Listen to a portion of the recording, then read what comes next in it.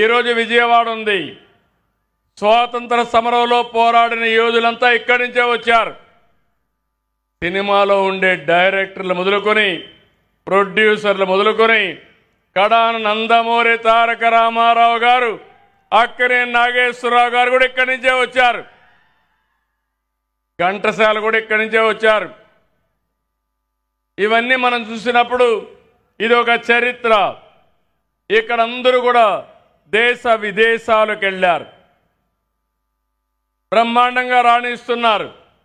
ఇప్పుడే మిత్రులు చెప్పినట్టు ఒకప్పుడు హైదరాబాద్ నగరం, ఇక్కడి నుంచి వచ్చిన వాళ్ళే హైదరాబాద్కి వన్నె తెచ్చే విధంగా పనిచేశారు.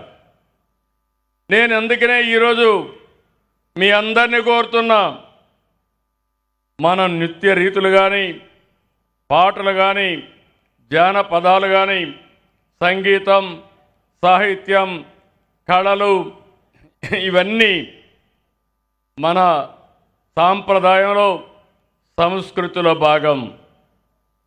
ఈరోజు ఆధునీకరణలో అన్నీ పోగొట్టుకుంటున్నాం. కానీ మనం గుర్తుపెట్టుకోవాల్సిన అవసరం ఉంది. ఇలాంటి కార్యక్రమాలు చేయగలిగితే మళ్ళీ అలాంటి సాంప్రదాయాలన్నీ మనం నిలబెట్టుకునే పరిస్థితి వస్తుంది. నేను ఈరోజు మీ అందరికీ విజ్ఞప్తి చేస్తున్నా, ఒకప్పుడు దసరా ఉత్సవాలంటే కలకత్తా, దసరా ఉత్సవాలంటే మైసూర్.